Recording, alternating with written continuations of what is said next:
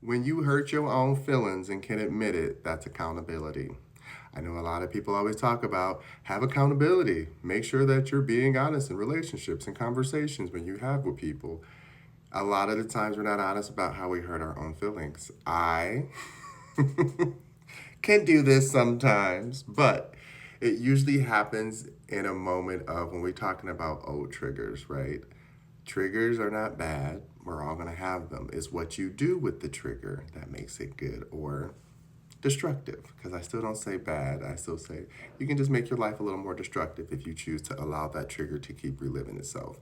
And if you let it get bigger, then it might get to a point where it's kind of bad if it's hurting other people. So this is where I say you have to be willing to recognize how you hurt your own feelings.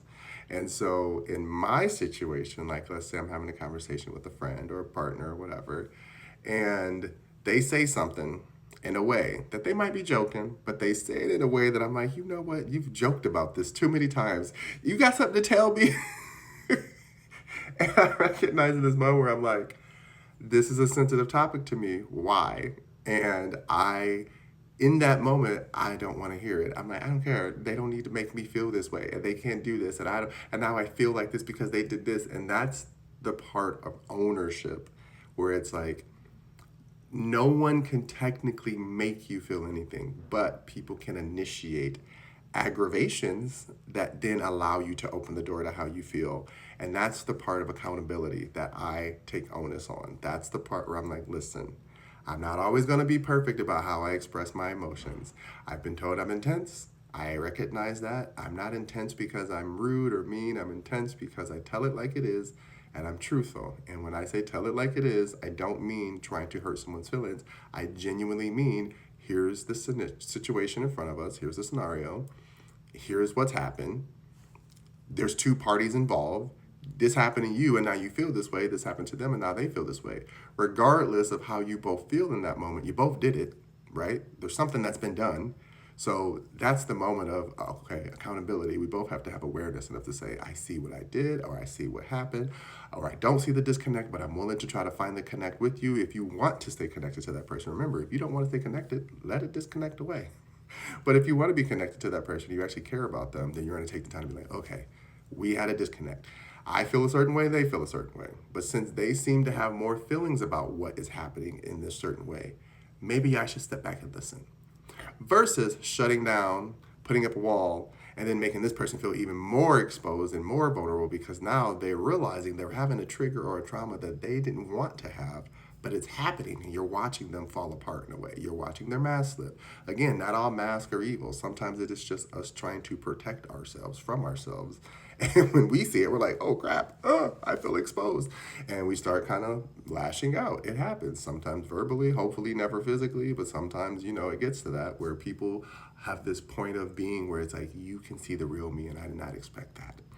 And so we have to then say, that real us, are we proud of that real us? Are we proud of how that real us handles things? Or are we so shamed by the real us, we keep hiding how we are and then letting that us be all affected and getting upset and in its own feelings because it's like, well, I have the right to feel this way. So go out there and do something about it. And you go out there and do something about it. It's like, okay, so is that emotion resolved? No. But you did something about it in this moment, so let's keep being that way. And now we have the shell of mess with me if you want to. I'm always do this. I don't like being that person either. I've been talking to certain people a lot of different ways where it's like, I personally know that if you are not one who's capable of dealing with your emotions, processing your emotions, and recognizing your emotions, anything from a person who's emotional is going to be combative or confrontational. Because in your world, you're only seeing it as it's not that big of a deal. And that's where it's very dangerous rhetoric to say that because, again, maybe in your world, it is not something that would shift your emotions or your mindset that easily. But in their world, this thing that reminds them of something much bigger and much deeper is enough that it can offset that memory and that trigger and that behavior that's sometimes associated with that old memory. And that's where I ask people, can you hold space for that? Can you genuinely hold space for someone who's going through a moment of they're hurting their own feelings? And I had a friend of mine say the same thing to me. It's like, you just hurt your own feelings, right? And in that moment, they were correct. But then I also was like, well, in the process of hurting my own feelings, you're getting offended by my feelings being hurt. So now you have two people who are like, well, I said this and you did this. And again, we're not resolving anything in that matter. So again, taking a break, walking away or walking back, or just sitting there in silence. I always tell people you don't have to separate to give a break. Sometimes it's just learn how to shut the hell up in that moment and let you both breathe. You don't have to get out every thought. In that moment, you recognize the person's not running away. So right there, the abandonment stuff that's helping perpetuate the anger or the trigger, that's the part you can get rid of and say, okay, got it. That's not the part that I was trying to portray. That's not the part of me that I want them to represent, but that's what's being seen looking through this lens in this moment because my behavior is associated with a certain type of breakdown, outbreak, whatever. Again, I don't think these are bad. I don't think when we talk about burnout, crash out, no one should get to that level. But if you get to that level, I don't think it's bad that you have a burnout or crash out because it means you're not supposed to push yourself that far. It means you're supposed to allow yourself to feel and think and go beyond what you're used to being so that you're not stuck in who you used to be. I am not free from this, okay? I can get on here and talk about this all the time. It doesn't mean that I'm perfect in any sort of way because I don't think that. But what I have learned is because of my level of perfectionism, I don't want to feel like I'm doing something wrong. And that's the part of my journey, of my healing that I have to take ownership of and not push it onto someone else in another relationship or push it onto a friendship or anything else. Because at the end of the day, it is again how we show up for ourselves. If you're showing up for yourself in a way that's saying, okay, I don't like how it was said. I don't like that it makes me go to a place that I can feel this way and feel attacked by someone I love. But if this person loves me, do I really think they're attacking me?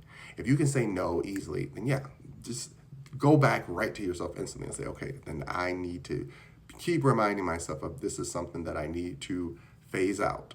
Because again, doing the work does not have to be continuous, but it is continuous. And I know it's an oxymoron, but it's how it goes. You can put things into place. You're going to, let's say if you're digging the foundation of something, that's going to be the bulk of the labor. But once it's built, it's built. Now you're still going to go to it and have to clean it and utilize it and keep it functioning. But that's small work compared to the big work. So if you can do the big work now, later on down the line, the stuff that pops up is just small work and it's a lot easier to work through and it's a lot easier to get over. So that's why I always tell people, pay attention to how you hurt your own feelings. Other people can try to hurt your feelings, but that's again where we talk about insecurities, confidence, all these things. Sometimes you do have to fake your confidence enough that you know, I can be this confident if I want to be.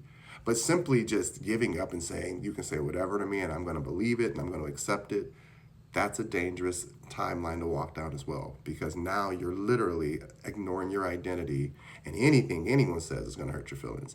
Anything that you feel attached to or associated with because you've used it as an identity versus gaining your own, you're going to be offended by it. That's why I say be careful again when people get adapted and stuck into these old ideologies. What we've witnessed again in politics, we've seen it happen before our eyes. How you feel about yourself and the beliefs you have will outnumber everything else if people don't start paying attention. That's the part that matters. If I can make myself feel bad and make others feel bad about what I feel bad about, that's the darkness that wins. What we want is the light to win, which is, I'm done giving you attention. If you feel bad about yourself, great. I'm going to go build something over here and do for me and make sure it works for me. And then when I interact with you, you can fall apart as much as you want, but I'm still stable in me.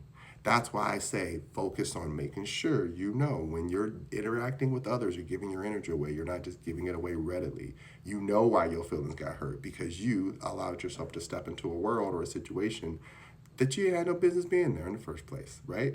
Or you have old energy that needs to be resolved so that you can stop being triggered by it so that when it does present itself to you and you know that you don't care for it, you won't hurt your own feelings by somebody else bringing something up that just because people witness things and observe things of you does not mean that is you. Does that make sense? Again, I can represent anything by what I wear. It doesn't mean that's truly my identity. A cop can put on a uniform. It doesn't mean they're a good cop. We know this. So again, learn how not to hurt your own feelings, recognize the situation, assess everything so that you can walk away in a place that makes you feel safe, seen, and heard. Okay? Start with you. Love ya.